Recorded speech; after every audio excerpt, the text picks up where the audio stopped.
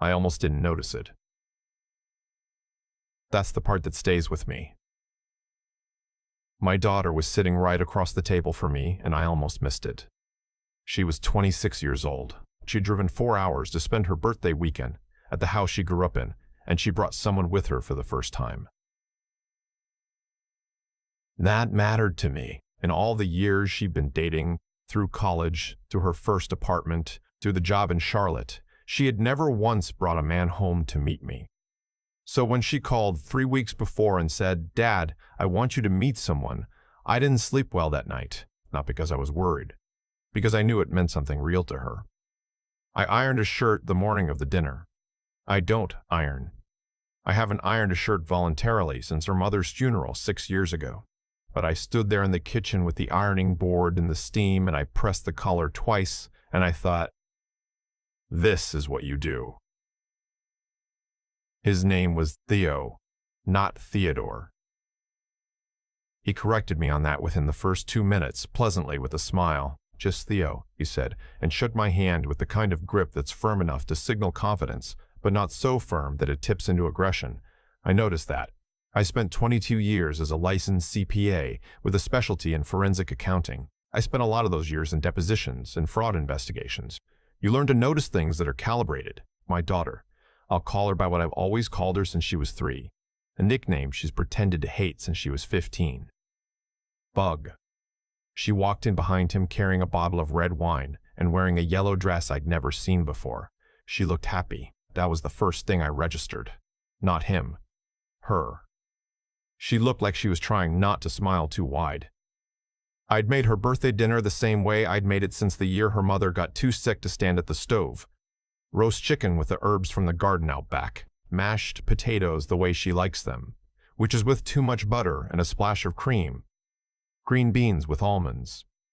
Cornbread from the box, because neither of us has ever been able to duplicate her mother's from scratch. And at some point, you have to make peace with that. We sat down around 6. The sun was still up. It comes through the west window in October at a low angle, and the whole kitchen goes this amber color that I always thought looked like something out of a painting. Theo said the house was beautiful. He said it in a specific way. The bones of this place are incredible. You can tell it was built to last. And I noticed that too. Not the compliment. The specificity of it. People who are performing friendliness say things like, "Beautiful home," and move on. People who want you to feel seen say something particular. I thanked him. I asked him how the drive down was. He said fine, long, but worth it. He looked at my daughter when he said worth it, and she looked at her water glass. We talked through the salad. He was easy to talk to. That was the honest truth. He asked about my work without making it feel like an interview. When I told him I was semi-retired now, doing occasional consulting for estate disputes and insurance cases, he nodded and said, "So you spent your career finding the things people tried to hide." I said that was one way to put it. He laughed. My daughter laughed. I smiled and passed the cornbread. He was in financial advising. Independent, he said. He'd spent 7 years at a firm in Atlanta before going out on his own 18 months ago. He had clients all over the Southeast, mostly small business owners and retirees, people who wanted personalized attention that the big firms didn't have time for. He talked about it the way people talk about a vocation rather than a job, with a kind of settled pride like it was exactly where he was supposed to end up. I said that sounded like meaningful work. He said, "It really is. People trust you with the thing that represents their whole life's labor. That's not something I take lightly." I believed him. That's the thing I keep coming back to. I believed him when he said it. We were somewhere in the middle of the main course when the conversation shifted. It wasn't a sharp shift. It was gradual, the way water finds its way into a low spot. My daughter had been telling him about a coworker situation, something minor and frustrating about a project deadline, and Theo listened with his chin resting on his hand and then said, "Your dad probably dealt with that kind of thing all the time. Office politics, inside financial firms." I said sure, in the earlier years especially. He asked what kind of cases I'd worked on mostly. I gave a general answer I usually give: estate fraud, insurance claims, embezzlement within family-owned businesses. He asked a few follow-up questions, the kind that showed genuine familiarity with the field. Then, somewhere in there, he asked what I thought of the current market for annuities, given the interest rate environment. It was a good question. A technical one. We talked about it for a few minutes. Genuinely, two people who spoke the same professional language. And then, at some point, I can't even pinpoint exactly when, the conversation started to include me as a participant rather than just a commentator. As in, what are you in right now? Are you still active in the market, or mostly liquid? Did you roll your pension, or are you drawing from it? None of those questions felt alarming in the moment. That's the mechanism. They come wrapped in context. They come after you've established rapport. They come when the chicken is good and the wine is open, and the woman you both care about is sitting between you, looking like it's the best night she's had in months. I answered some of it. Not everything. I said I kept things relatively simple these days, boring by most standards. He smiled and said boring was underrated. And then my daughter reached for the breadbasket. I wasn't looking at her. I was looking at Theo, who'd just said something about a client of his, a retired teacher from Savannah, who'd merely made the mistake of rolling her 401k into something her nephew had recommended without doing proper due diligence. A cautionary tale offered casually that also happened to invite me to talk about my own retirement accounts. But I caught it in my peripheral vision. My daughter's hand rested on the breadbasket for a moment, and then she tapped the side of it. Once, twice, 3 times, with her index finger, slow, deliberate. I looked at her. She was looking at the basket. Then she looked up, met my eyes for exactly 1 second, and looked away. 3 taps. We made that signal when she was 8 years old. Her mother was still healthy then, and the 3 of us had just watched some movie, a thriller, something about a family that had to communicate in secret, and afterward, my daughter had announced that we needed a family distress signal. She was 8, and she was completely serious about it. She got a notepad and a pencil, and she sat us both down at the kitchen table, and she explained that if any of us was ever in trouble, or scared, or needed help but couldn't say so out loud, we would tap 3 times on whatever surface was nearby. We practiced it that night, all 3 of us, tapping the kitchen table. Her mother tapped it and then started laughing and said, "What exactly are we preparing for?" And my daughter said, very seriously, "You never know."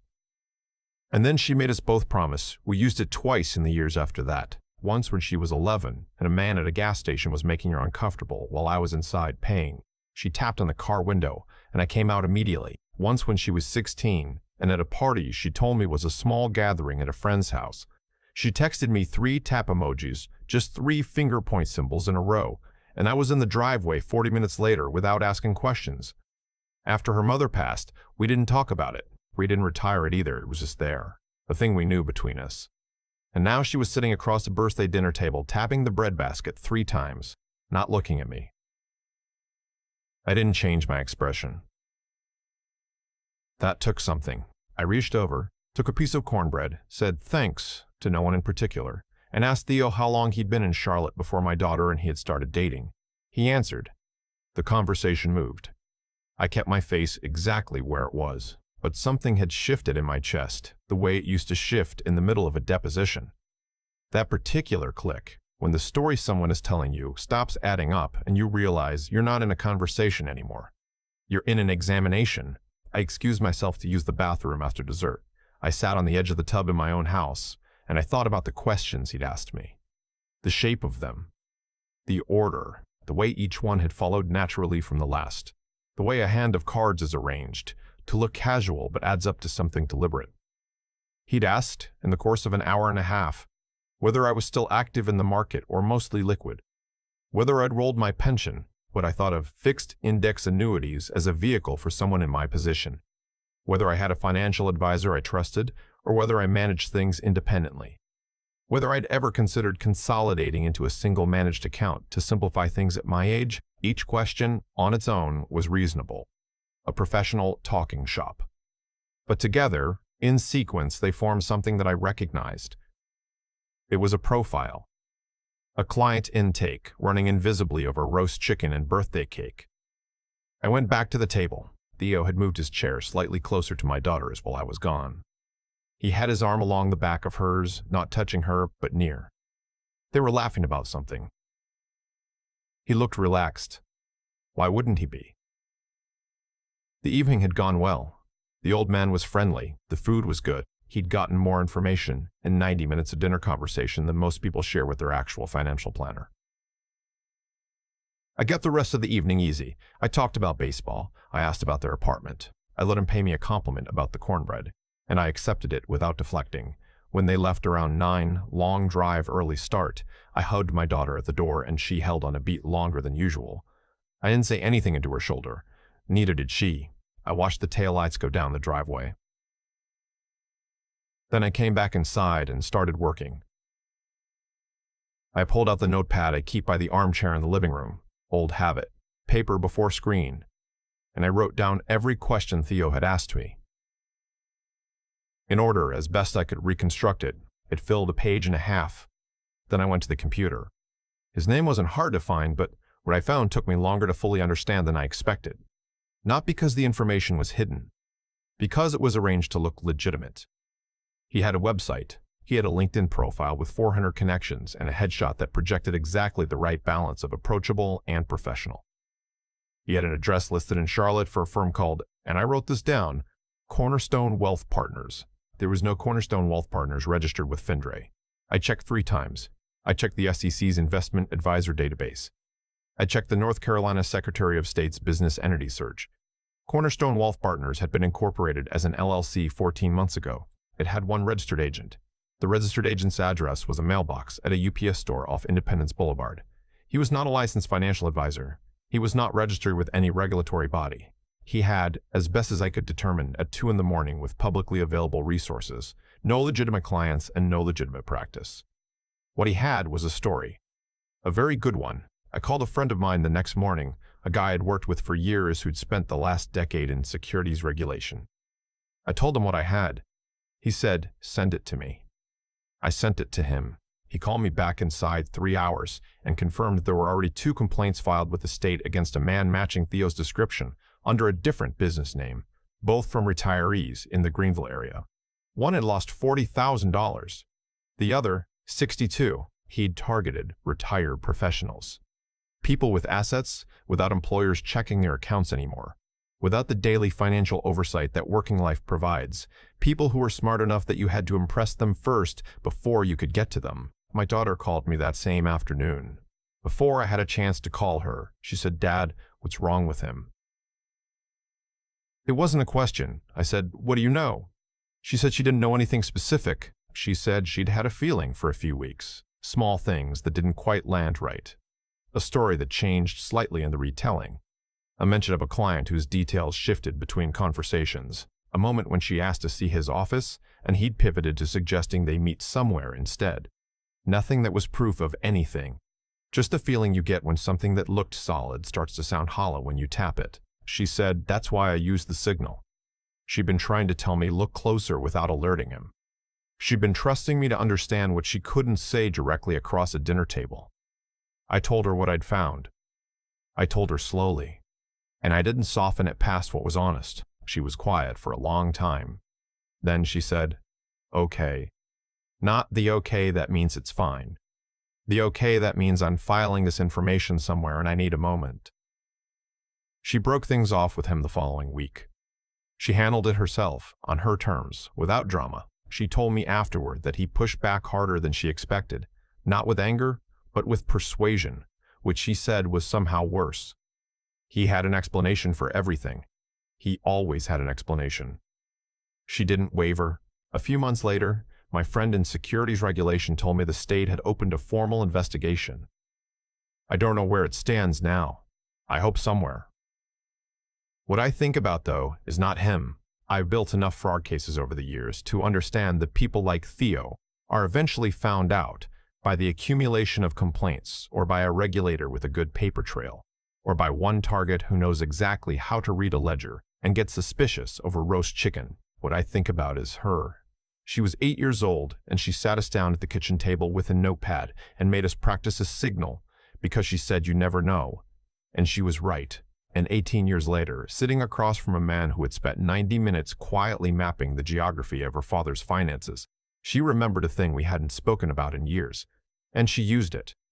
She trusted me to notice. She trusted me to understand without being told. She trusted me to move quietly and not give anything away at the table. I don't know if I've been a perfect father. I know I have not. There are years I was distracted. Years I was grieving and not present the way she needed. Years where I gave her the version of myself I could manage rather than the full one.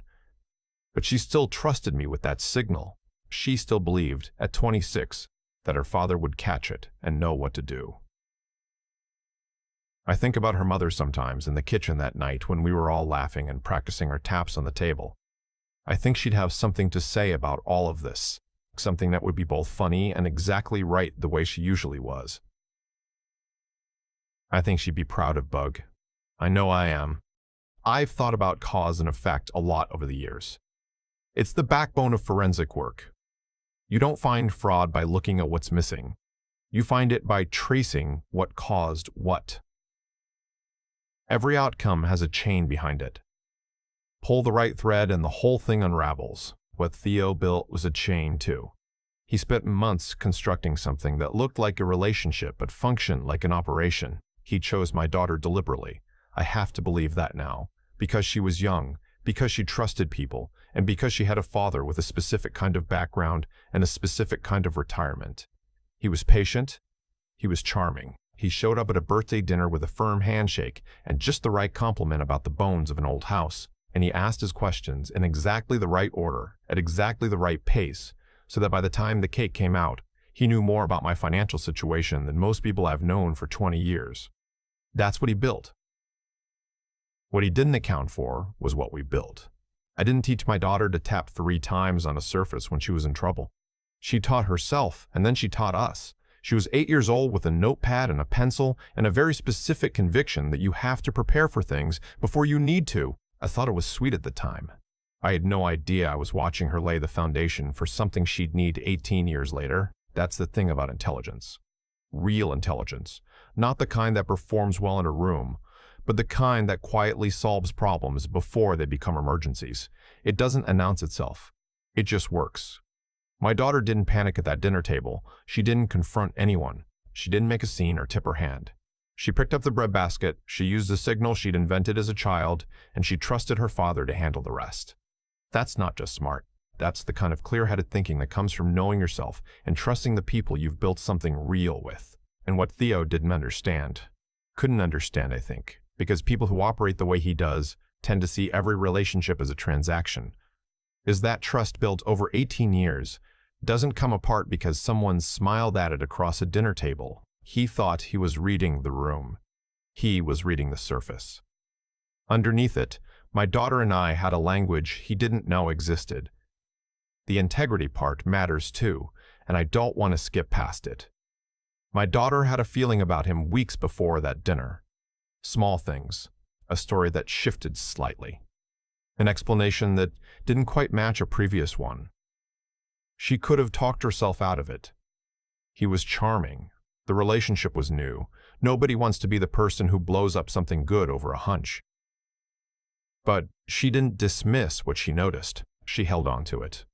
She honored the part of herself that said, something's off, even when nothing was provably wrong. That's a kind of moral courage that I think people underestimate. Staying honest with yourself when the easier thing is to look away. He had explanations for everything. She told me that.